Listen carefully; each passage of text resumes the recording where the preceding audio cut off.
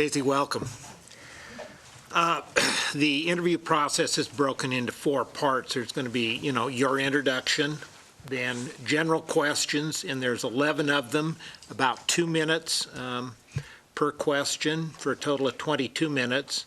Then there's behavioral-based questions, 8 of those, and we're allowing about 5 minutes per question for a total of 40 minutes, and then a closing for approximately 3 minutes.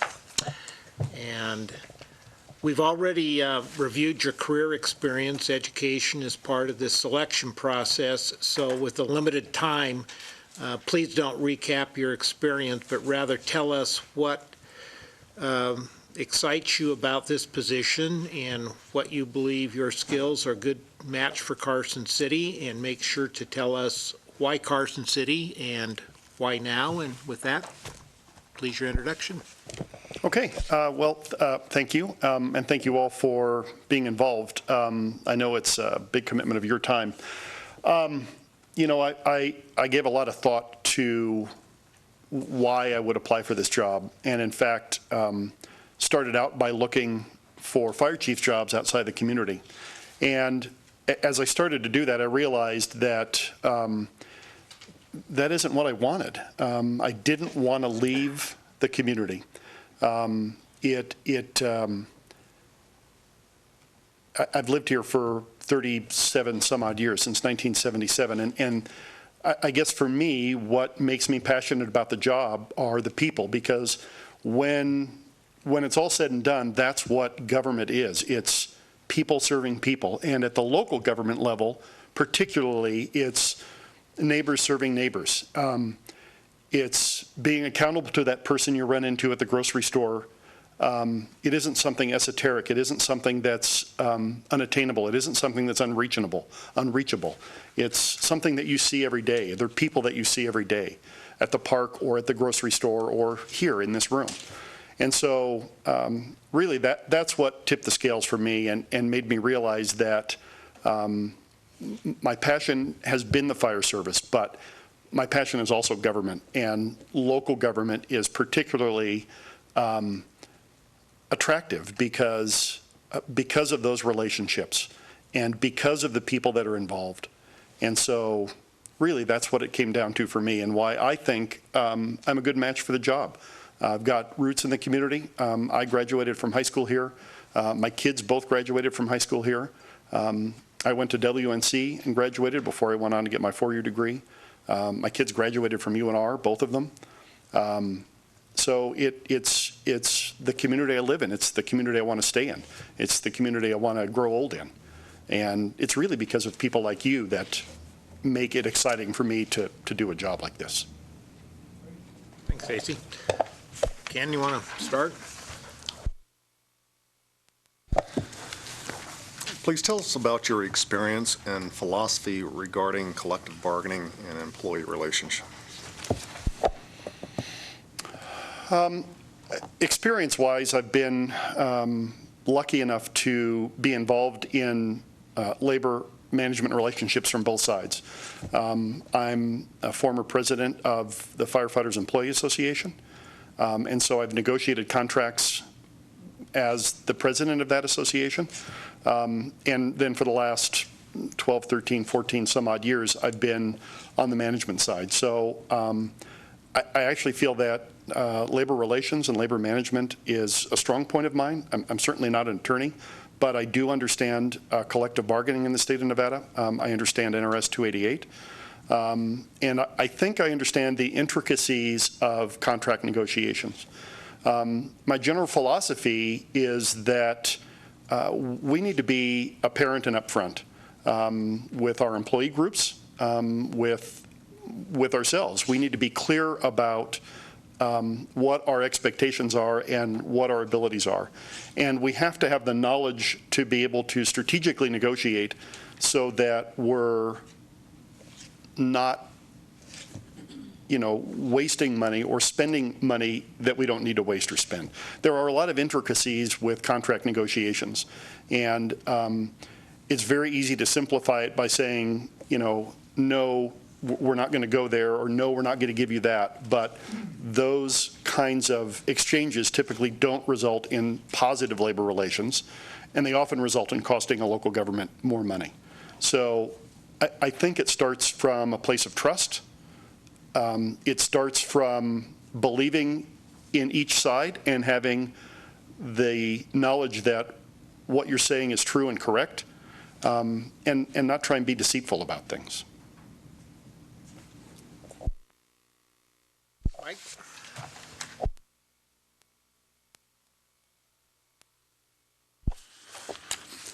What is your approach and philosophy on how the city can create a more efficient and customer-friendly organization?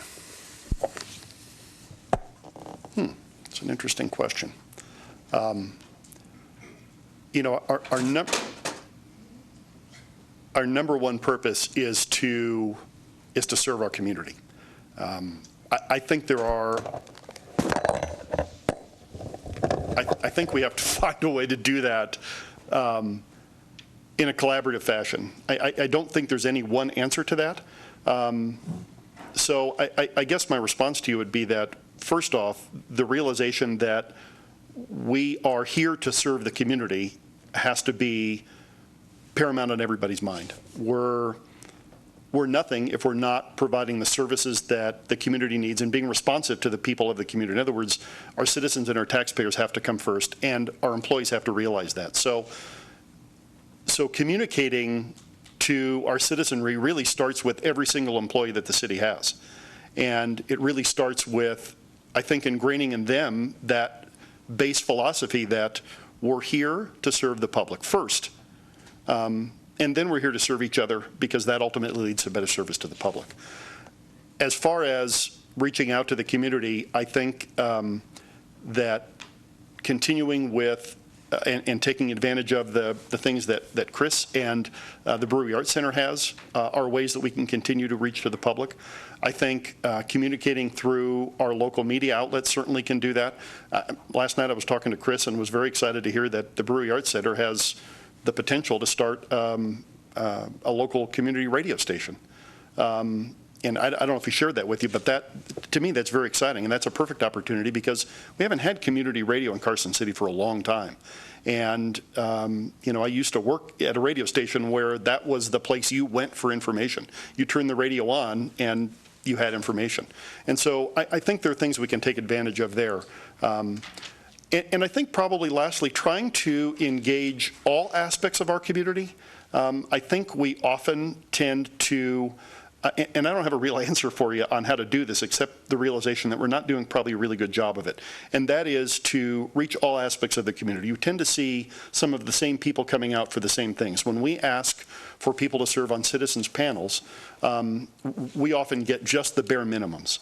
So we really need to try and find a way to engage more people and diversify the community, if you will, or those panels, by making sure there are cross-representations of the community on it. And other than outreach and direct organization-to-organization contact, I admit I don't have any brilliant ideas on how to do that, but we have to collaborate and find a way to do it. Mike, Shannon? Good morning. Good morning. What is the most effective way to reduce cost of city personnel? Well, it gets back to having that knowledge I talked about in contract negotiations. I mean, you have some very limiting factors under the collective bargaining laws that limit the way we negotiate. I think that our local government is run pretty efficiently. I think we get a lot out of the employees that we have. I think particularly since our budget cuts at the city level, we are doing even more than we have in the past with less people. So our personnel are the single biggest cost that we have, and we're bound by law, and we're bound by some outside factors. Retirement is a big cost. 20+% for regular government employees, 40+% for police fire employees. those are things that we can't change. We can't change those things. So we're limited on how we can limit our personnel costs. And it comes down to finding ways to be more efficient with the people that we have, try and automate those things that can be automated, that don't require personnel, because less people would reduce the cost. If you're talking purely about reducing costs or reducing salaries or reducing payroll, it isn't as simple as just saying we're going to cut. And oftentimes it involves a cut in services. So we need to find a way to balance that, and I think we need to find a way to continue to take advantage of technology and stepping outside of the box, maybe stepping outside what is normal. The only caution I have there is, if you're outside the parameters of your box, you're oftentimes in somebody else's box. And so that can present its own problems.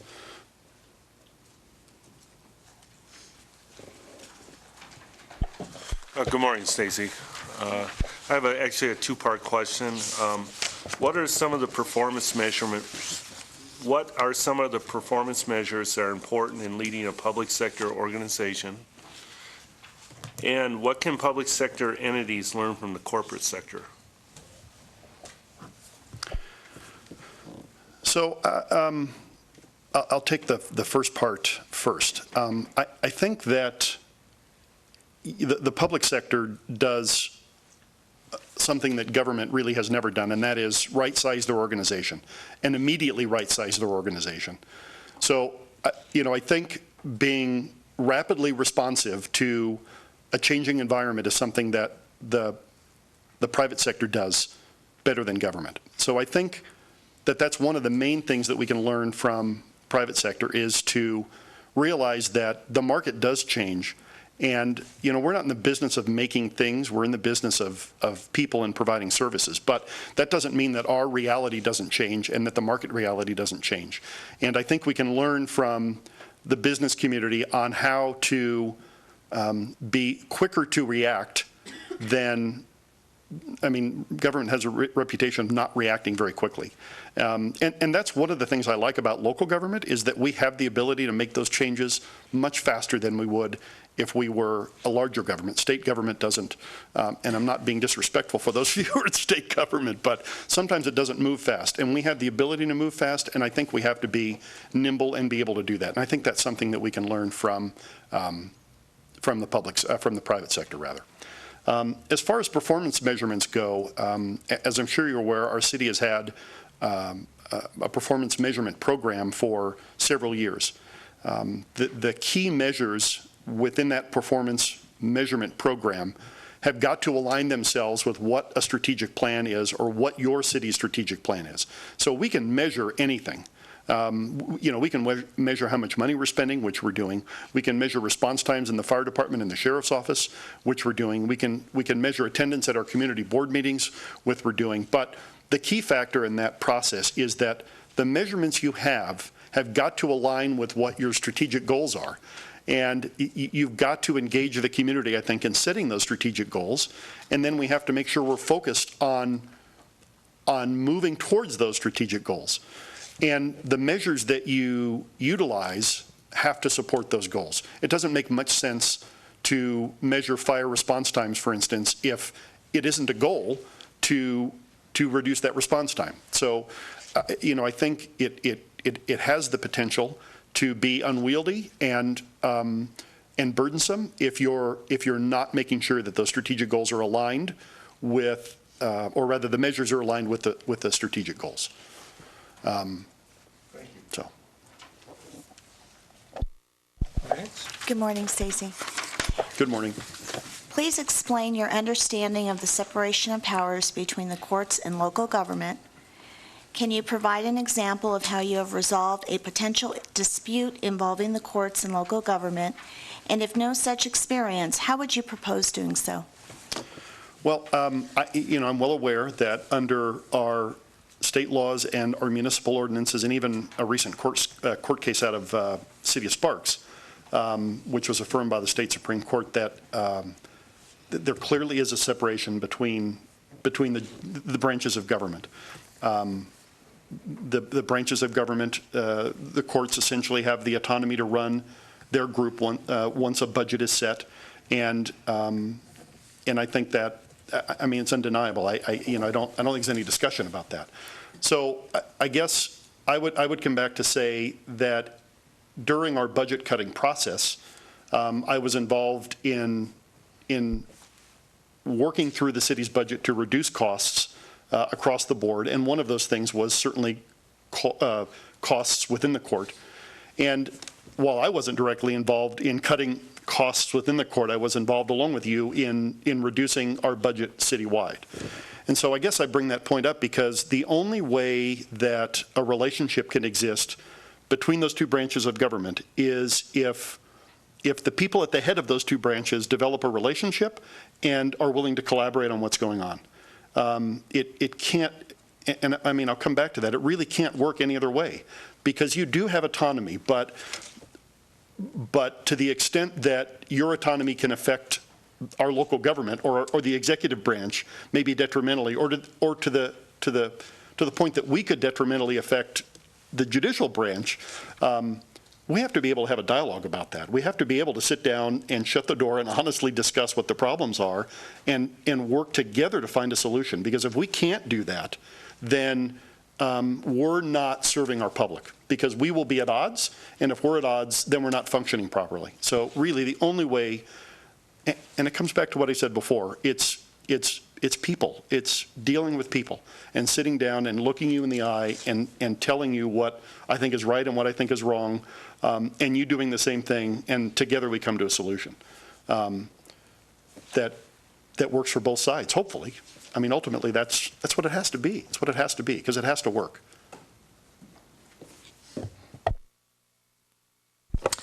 Good morning, Stacy. What level of experience or role have you had dealing with A, new development, and B, redevelopment? And please include how you ensure the most cost-effective delivery of the projects. Well, Ronnie, my experience isn't great in development or redevelopment, particularly as it speaks to the private sector side. On the public sector side, I've been involved in those developments and in reviewing those projects as they come forward to ensure compliance with our codes and ordinances. So I've been essentially a regulator, which, both you and Sheena are aware of. And from that perspective, I haven't been honestly directly involved in containing costs. So my experience obviously is limited. I will say that I've had some business experience. I was, as you know, from my resume, a sole proprietor of my own business. And prior to that, my parents had businesses my whole life growing up. So I'm familiar with the business community, and I'm familiar with the fine line between governing and over-governing. And, it's not lost on me that that those small business people have got a tremendous amount of pressure on them because I saw it my whole childhood. I saw it my whole childhood. And striving to hit that balance between providing regulation that provides safety and security and protection for the citizens as a whole and still allowing a business to thrive and prosper. Because if they don't thrive and prosper, then as a community, we won't thrive and prosper. So I get that relationship. I get that relationship.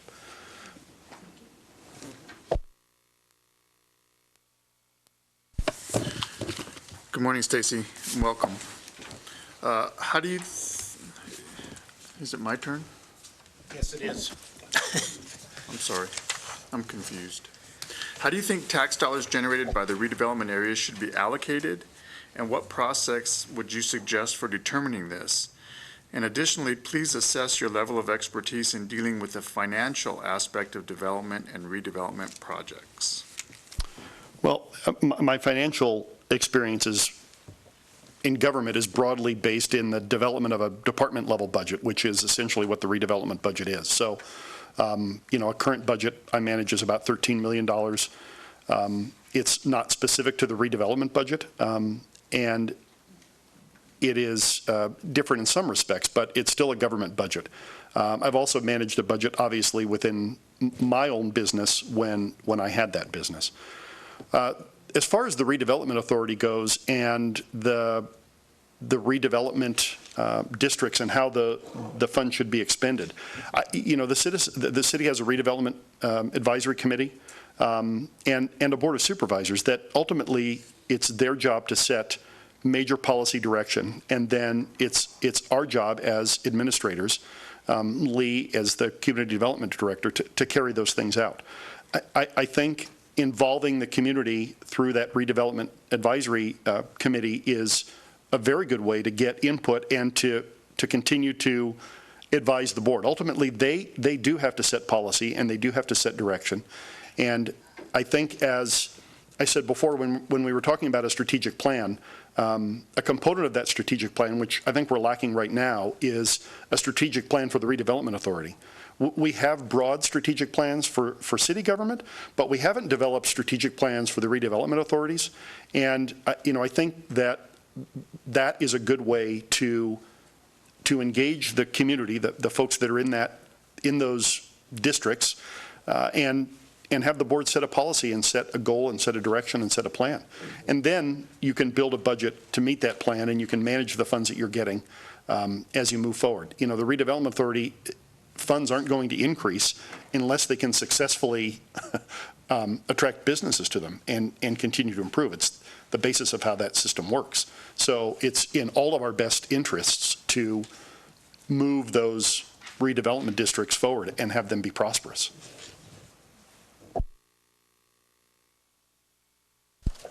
Chris, you ready?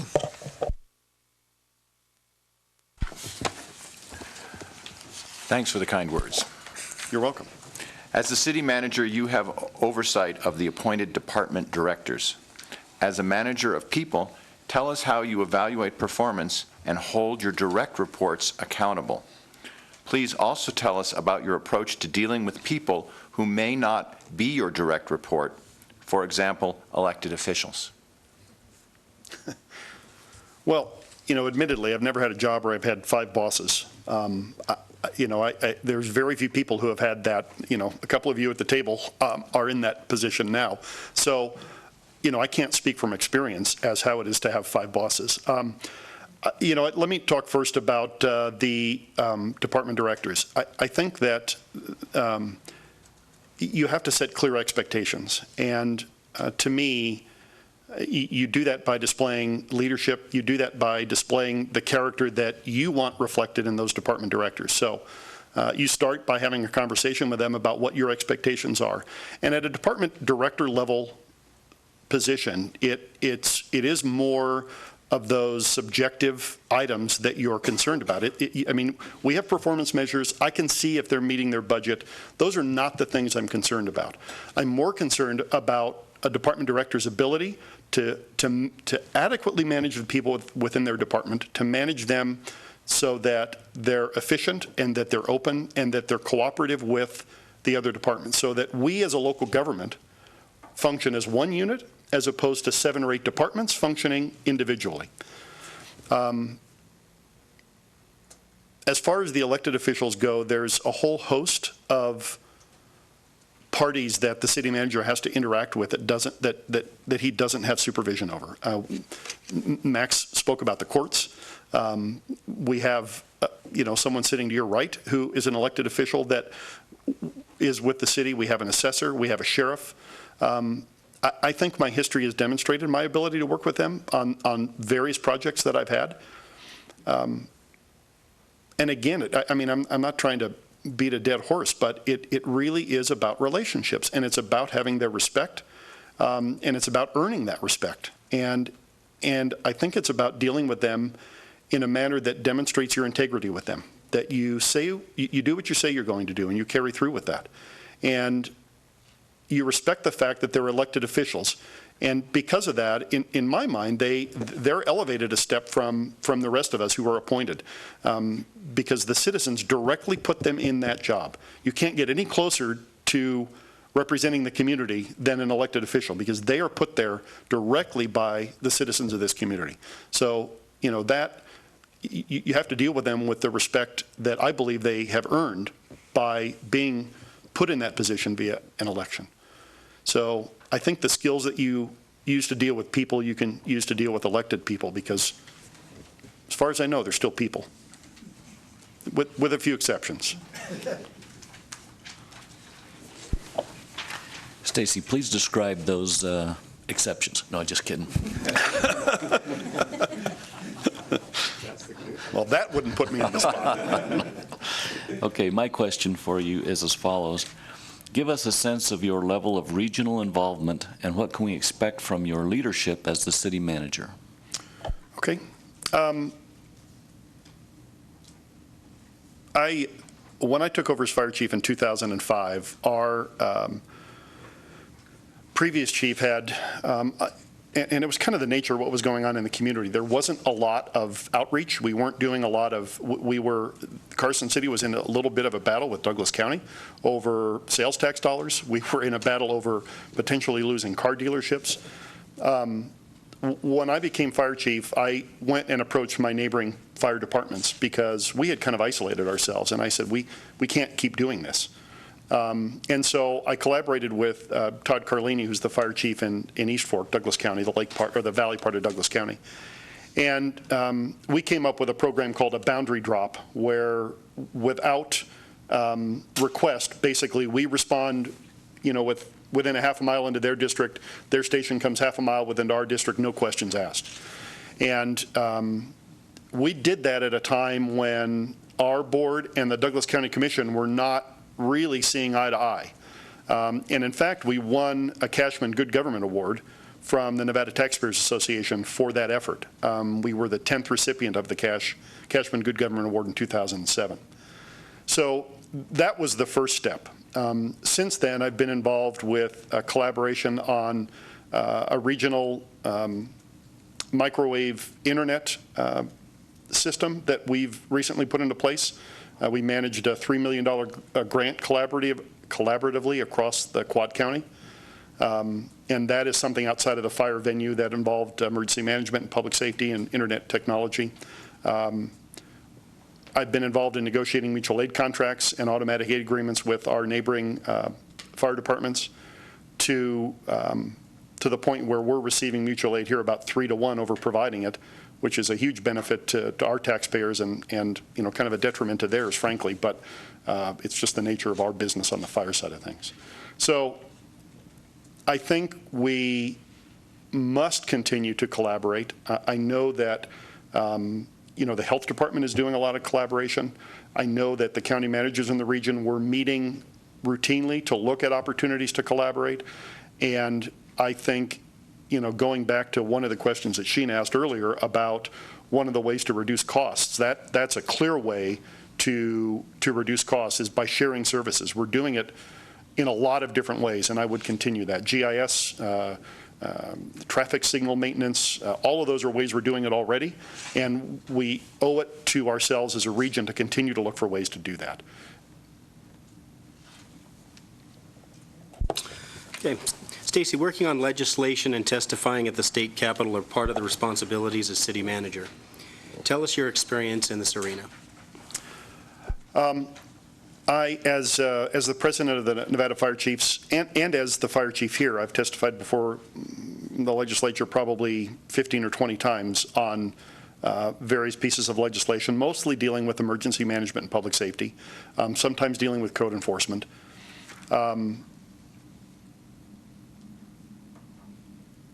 I've been involved in drafting ordinance changes as it pertains, or rather NRS changes as they pertain to formations of fire districts, as it pertains to the 911 surcharge fund, which is a state law. I helped craft language for that legislation when it was initially proposed.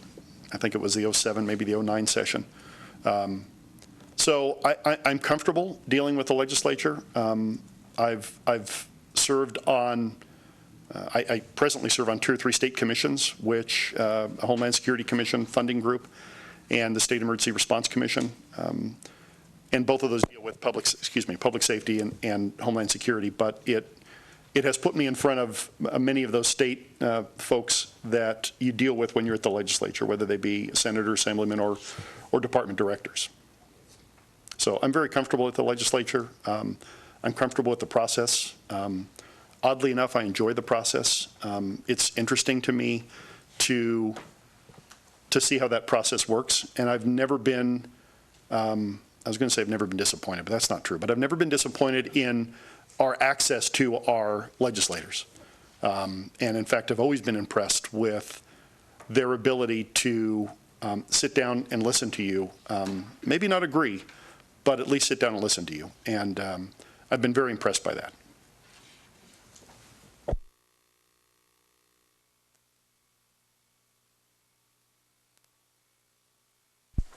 Being a city manager can be demanding and stressful. Nah. How do you relax and unwind? I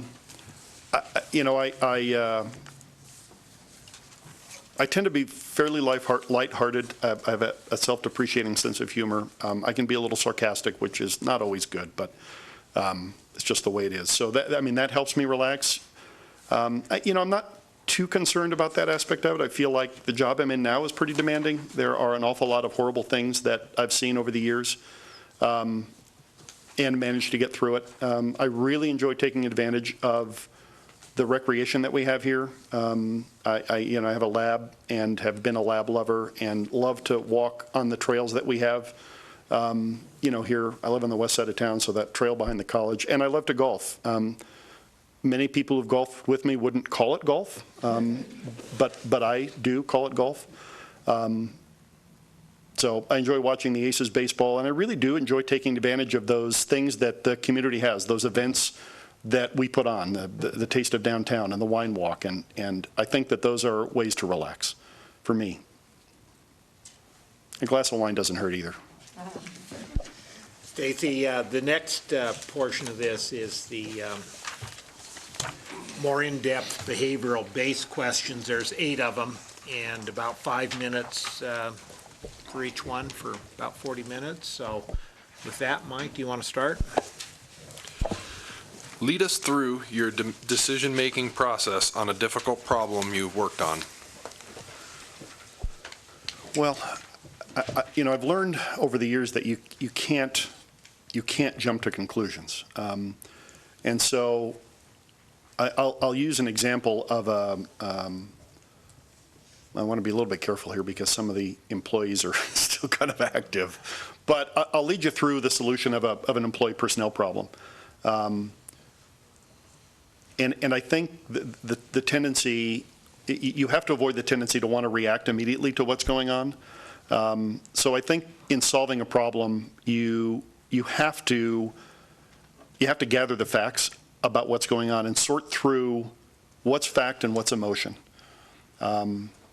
Understanding that there's going to be emotion involved when you're dealing with any kind of a problem because there's emotions involved, but you really have to try and weed through that and find out what the root of the problem is and try and get to that root problem. And then I think the next step is you have to find a way to either change a behavior if we're talking about discipline, or if we're talking about two sides in a disagreement, you have to try and find some middle ground that everyone can at least walk out of the room living with.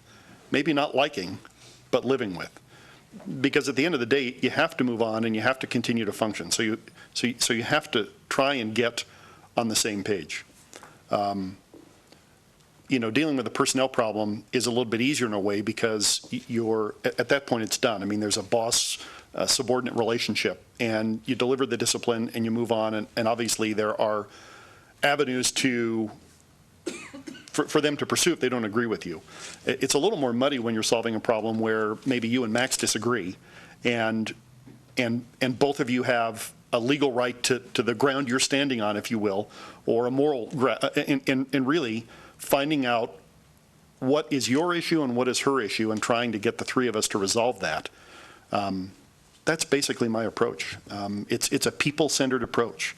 But I'm not afraid, and I'll tell you this outright because in the job you do, I'm not afraid to pull rank and make a decision, because if you have to do that when it comes down to it, sometimes it has to be done. You put a city manager in a position, or a supervisor or a manager in a position to be not only a manager but a leader, and sometimes you have to make a hard decision. And it may not be popular, but if you have to do it, you have to do it. And you try and get consensus, but you can't always get consensus. And when you can't, then that person has to make that decision. So. What did you take away from that experience? Well, again, I took away that that taking that emotion out of it is easy to say, but it's difficult to do. I learned that it helps to have an uninterested party to sit down and sound off with. So that if I'm in a discussion with the two of you and I can't get my head around where you're both coming from, maybe I'll go talk to Ronnie and say, look, here's the situation, Ronnie. Tell me what's happened. Or am I crazy to think that? Am I crazy to think this? I mean, that's what I take from that, because you find a couple of confidants, you find 3 or 4 confidants that you work with within your team. And I think approaching that in a team fashion like that, where you're maybe working with someone else who has a different perspective than you, I think that's the biggest thing I learned. It helps you focus on the problem. And maybe it helps you focus from a different angle.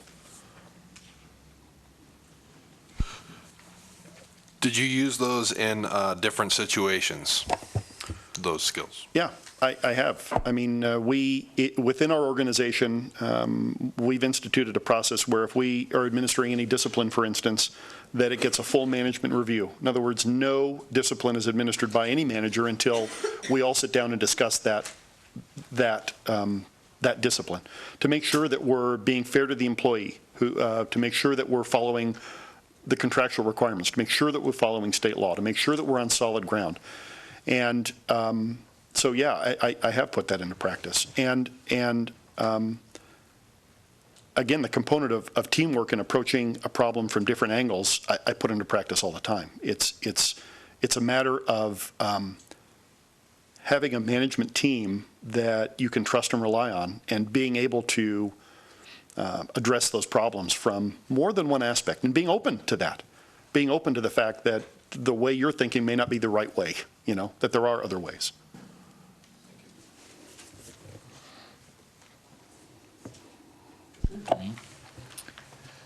Stacy, would you tell us about a time when you managed a reorganization? And if you would elaborate, please, on what you took from that experience and maybe how you applied that learning to other events in your professional life. Sure. When I first got hired as a first level supervisor, which in our organization is a battalion chief, our chief at the time reorganized us from working 24-hour shifts to working basically 8 to 5. So instead of managing a shift, we were working a more traditional 45, 50-hour week instead of a 56-hour work week. I wasn't involved in the decision making. I was involved in making that reorganization work, because I was put in a position to have to make it work. I was initially reluctant, admittedly, to go to that, because it's a change. He didn't manage the change the way I would have managed the change. So I think what I learned from the process is that when you're managing a change process like that, you can't just, well, you can do whatever you want, but to make it successfully, to work successfully, you can't just implement it. There has to be some discussion with the people involved. Because if your ultimate goal is to try and get performance out of an individual, and it is, that's what our job is, then they have to have an understanding as to why that change is occurring. So I think I learned that, but I also learned that, again, just because you do things one way, and this goes back to that out-of-the-box thinking, just because you've always done something one way doesn't mean you need to always do it that way. And that, going back to the question that Chet asked me, is another thing I think we can learn from the private sector is, not to be so rigid in our day-to-day things that we can't ask the question, why are we doing this? Or why are we organized that way? Or why does that department fit under this department? And so I think those are the biggest things I learned in that process, that, you can think outside the box and still get the job done. You can challenge people to go beyond where they thought they could go, and the results can be positive. I think those are the two biggest things that I got out of that process.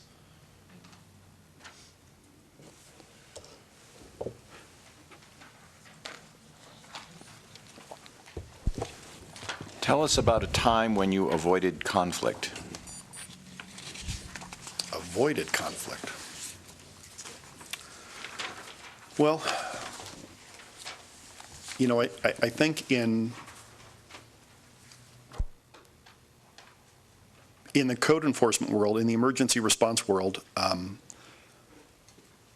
it's really our job. Let me focus on an emergency response. I mean, I think there are a lot of times when I've responded to an incident where it is easy to have that incident escalate beyond what it is if you continue to engage an individual who is engaging in a conflicting way with you. My law enforcement friends here will tell you that happens to them more than it does to us on the fire side. But there are instances where in that situation, you have to read that person and realize that avoiding conflict is the safe approach. Avoiding conflict is the best move for not only you, but for that individual, and maybe for parties that are around you. So I think it comes back to being able to deal with people on more than just one level. Avoiding conflict can be a positive thing. Finding a solution to a problem is probably more important than avoiding conflict. So if you and I are having a conflict, maybe it is best to step back and try and come at it from a different angle, or have somebody help you come at it from a different angle. That's an interesting question. Did I answer it to your satisfaction? You don't have to answer that, actually, because you're probably grading me, so. What did you take away from that experience? Well, you know, I took away that it isn't always pleasant to back down. It isn't always pleasant to be the one that walks away. But in the long term, you feel right about it, because in the instances where it happened to me, you know that you did the right thing. You know that you maybe had the authority to push, but that you didn't because it was best for the situation. So I think initially you take away from it a little bit of dissatisfaction, to be honest with you. But I think as you let that settle in, you realize the more times it happens that you know it's the right path. Describe a time when you used those lessons in a different situation. Well, yeah, I think there's a lot of instances where we're managing people where you use those skills to avoid conflict. I mean, probably some of the most conflicted I get in a non-emergency response environment is in the instances where I've been negotiating, quite honestly, because it's you know, it initially is structured an adversarial relationship. And again, I'll go back to saying that, you know, avoiding conflict is absolutely the right thing to do in those cases, because you're not succeeding if you're, particularly in labor management, if you're constantly at conflict, you're not succeeding, and you're not succeeding in a lot of ways. It's counterproductive to relationships. It's counterproductive to the organization. It's counterproductive to the employee's ability to get their job done. It's counterproductive to the taxpayers because it's costing you money. So I think that learning how to deal with conflict in whatever way, and that would include backing away from it, is critical, and was critical for me in developing those skills in contract and labor negotiations.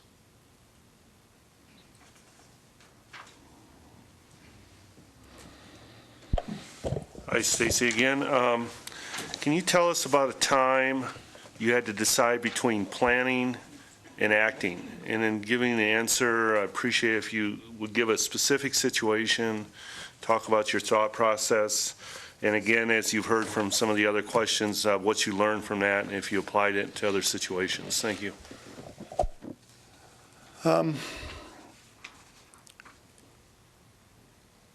You know, the ultimate job in the fire service is really all about acting. It's what we do. You don't,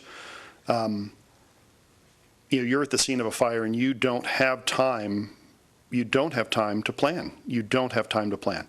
You have to be able to read a situation. You have to read it quickly, seconds, and you have to act. And so you wanted a specific. I mean, I could give you a house fire that I was at where we had an individual trapped on a balcony. There was fire behind her in an upstairs bedroom and a fire going in the garage. Really, it was kind of the entire house. And, you know, I mean, it's a pretty simple decision. You have to rescue that person. While you're doing that, you realize that you're writing the house off because you don't have the resources to both rescue the person and put the fire out. So you have to do one and then the other. You can't do them both at one time. So in that specific instance that you asked about, we performed a rescue and successfully. She wasn't hurt, fortunately. And then we went about extinguishing the fire. But it had consumed more of the house than it would have had we put the fire out. But that's a very rapid seat-of-your-pants decision that you have to make. And I guess what I take away from that is that you can apply that sort of decision-making process in that scenario because you're technically competent. You've trained to do that job. You know the job that you do. And I guess really that's what I take away from it. We as government employees have got to be technically competent in the job we do. Our department directors, our elected officials have to be technically competent in what we do. If you're competent in what you do, if you know your job, if you know how government works, if you know how your employees work, you're in a position to be able to make those seat-of-the-pants decisions when the time comes that you have to make them. Certainly, is planning better? Yes, it's better. Too much planning and nothing gets done, however, so there really is a fine line there. But I am a bit of a planner, so it's difficult for me to just blow that off. But I feel like I've been successful in the jobs that I've had because I know what the heck I'm doing, and I know the people around me know what they're doing. And to me, there's no better way to be able to make that quick decision than to have that faith in your team and to have that knowledge and to demand that they have that technical competency.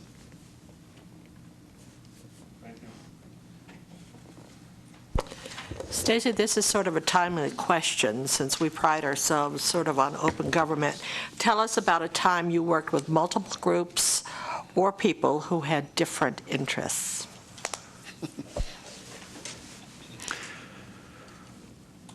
Well,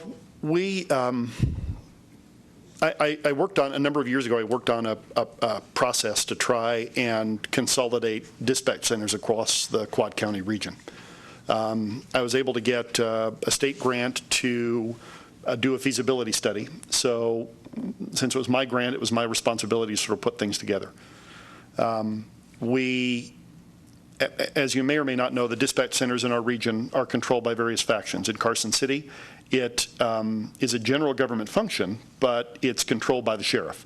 It's within his department. In Lyon County, it's the same way. In Douglas County, it's an office of the city manager, and in Story County, it's the office of the city manager. So it sets up a unique dynamic there because there are people who have various interests that are very focused to their own and not to the greater good or towards consolidation. Ultimately, we started the process by talking to each of the stakeholders and getting what their wants, desires were, and trying to find out what their bottom line, what I won't live with sorts of, you know, I won't go beyond this point. You know, where are you willing to go? I'm not going to go that far. And I think that was critical in us trying to figure out if it was even feasible to do a dispatch consolidation. We ultimately worked as a group, realized that we couldn't get to a true consolidation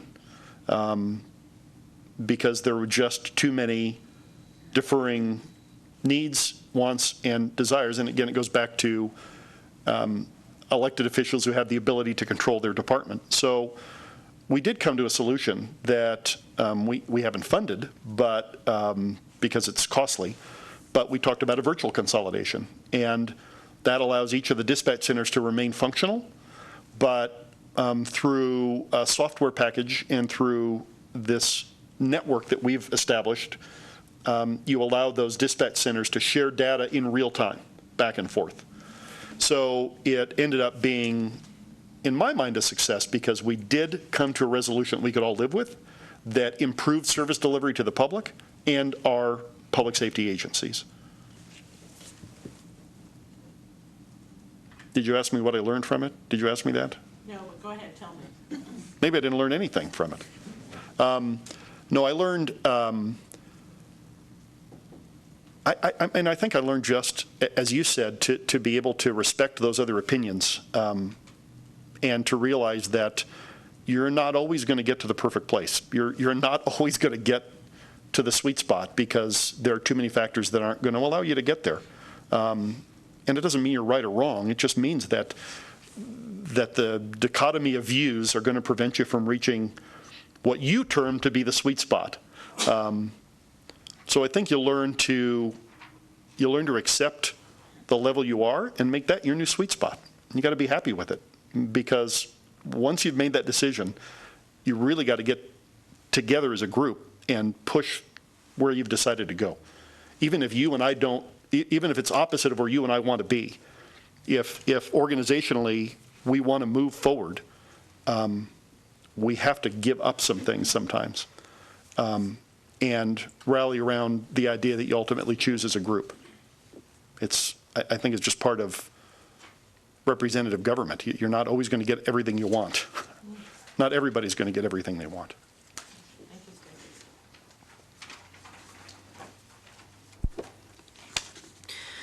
Describe how you find out what's going on within your organization. I think, as I said before, it's important to have trust and faith in the people that you have as your team, your core management team. So first, I think you make it a responsibility of theirs to be in touch with their department. I have, within my department, since I've been the chief, instituted a process where once every 6 to 8 weeks, I sit down with every shift and I tell them what's going on within the city in terms of budget, in terms of the 1/8 cent sales tax, if that's what we're talking about, in terms of anything I know that what's going on in the community, and I give them free opportunity to ask me every question. Now, it's unusual in an organization like ours because we function in a chain of command world, in a paramilitary organization. So, in this instance, I take the badge off and say, you can ask me anything you want. I want to have that open dialogue from them. And I found that to be very effective because I'm hearing responses unfiltered through a chain of command, unfiltered through first level supervisors. I'm hearing it directly from people who are doing the job.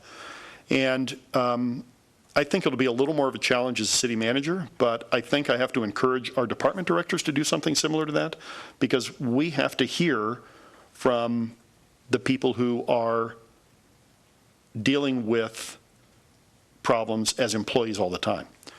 From the community perspective, and hearing what non-employees have to say, the only way to do that is to be in the public. It's the only way to do it.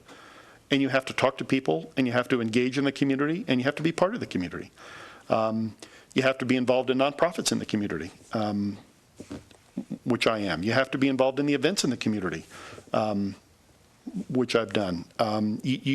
Because that's when, away from my office, if I'm the city manager, away from your office, having a cup of coffee at a Starbucks or running into somebody at the fundraiser for fish on a Saturday, you're not going to have a lengthy 20 or 30-minute conversation with them about something, but you are going to pick up a snippet of information from Ronnie, for instance, or you and I are going to say, hey, what's going on with that?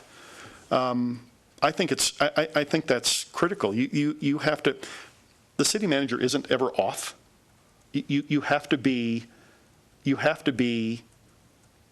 talking to people at, maybe it's squeezing fruit at the grocery store, you know. People are going to want to talk to you, and you have to engage them in that discussion.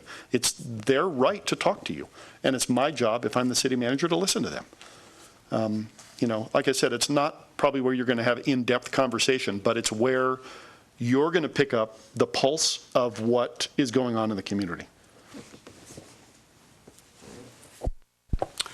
Okay, Stacy, can you tell us a time you were implementing a strategy and had to reverse or change direction?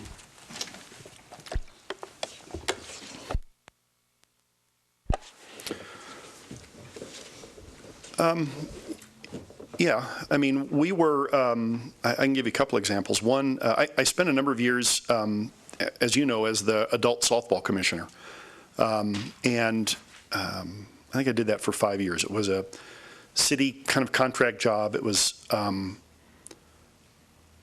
the adult softball league at the time when the adult softball league was probably at its peak. I mean, I think we probably had 225 softball teams out there playing at the time. And as the commissioner, I had to make some decisions about the process to register people and to, one of the big issues, and it just seems silly in the context of the world, but when softball is your world, it isn't silly. We were initially allowing rosters to be open for a long period of time. So in other words, if Joel had a team, he could have an open roster and he could add anybody. Well, for the more serious teams, that really didn't work because, you know, someone would go grab somebody, you know, if Ken Sandage is on Team A and Joel wants him on Team C, he'd go grab him right after he finished his game and come over and help him win a game. Well, I'm telling you, for these folks, this was serious business. That process didn't work. And the reason I instituted it is because it was less costly for the city, and there was less paperwork involved. I realized that I had to back off that and say, look, I'm sorry, but we have to set rosters, and if you want to add somebody, you're going to have to go through a signature process where you're going to have to come in and sign that player up and document that they're not on any other team, and then we'll allow it to go forward. So, you know, while it's not anything earth-shattering, I'm telling you, for the people involved, and Joel knows this, it was a big deal. You know, I think from that process, and I mean, I have others that I could think of. But again, it comes back to compromise, and it comes back to learning what's really important and focusing on what's important in a situation, and trying to get to a goal, and realizing that there's more than one way to do that.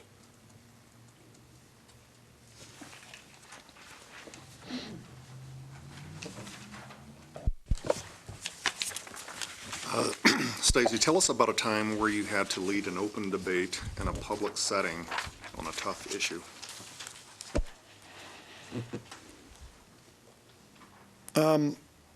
Well, I can think of a couple of instances. One was, and I don't know that I would call them exactly public debates, but they were probably both fairly close. One was during the waterfall fire in 2004. We were holding community meetings, and there was a lot of misinformation about what was going on in that fire, and why it had behaved the way it had behaved, and why it had done what it had done. There were some very strong opinions from people who had lost literally everything. And so, you know, that's a difficult scenario to manage. Obviously, it's not necessarily two sides in a debate fashion, but it's a group of people who have lost a lot, who believed that everything wasn't being done to save their houses. And it really wasn't my job to convince them that that was or wasn't true, but it was my job to deliver what I knew to be facts and to try and separate what was rumor from what was fact. And so I think that process, before I go off to what I learned, I'll give you the second scenario. The sheriff and I, with the blessing of the board, tried a ballot question for a tax override for additional staffing for both of our agencies in 2009, I think. I think it's 2008 ballot, maybe 2010 ballot. No, it's 2008. Sorry, I guess the time doesn't really matter. But anyway, we held several community speaking engagements that, again, while they weren't debates, sort of turned into debates because there were people who were very much opposed to that. As it turns out, 70% of the people were opposed to that. But it was, again, our job not to change someone's opinion, but to provide them facts. And I think that goes back to something I said before, and that is that in our jobs, we've got to be technically competent, we've got to be factual, and we have to do it all the time. Because in order to build the trust that you have to build, you can't pull an answer out of your pocket if it's not the real answer. You can't. Because if you do that once and you're wrong, then every answer you give after that is suspect. You can't do it. So, and it isn't my job or government's job to convince people to vote one way or the other on a subject. It really is my job to deliver facts and let an informed community make a choice. And I think in the two instances that I had, that was the biggest thing I learned. Stick to the facts. Yes, there's emotion involved. The 1/8 cent sales tax thing is very emotional to some people. But again, from our perspective, we've got to deal with facts. Got to deal with the facts.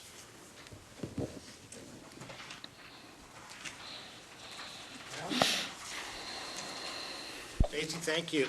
We on? Yeah, we're on. This brings us to the end of the formal questions. Is there anything further you'd like to add in closing so that we could better understand your leadership, management skills, and career experience that you'd bring to Carson City? Yeah, I would like to add just a few things.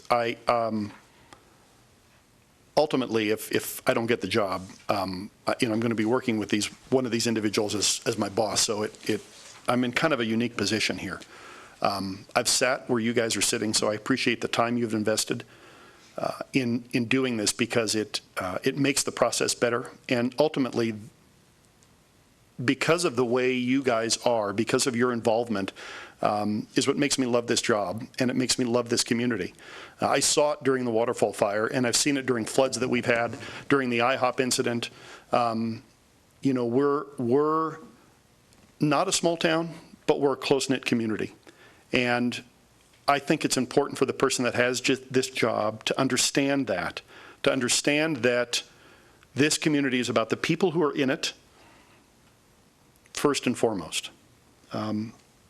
I think I have the integrity and the strength of character, but probably more importantly, the compassion to do this job well. Because for me, it's about building relationships and maintaining those built relationships. And it's something I've done with a good number of you. So I feel like it's the right time for me to take this job, and I would be honored to be the next city manager. Stacey, thank you very much. Okay.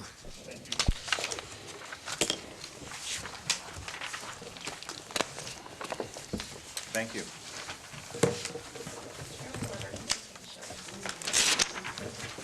Yes, we can take a short recess.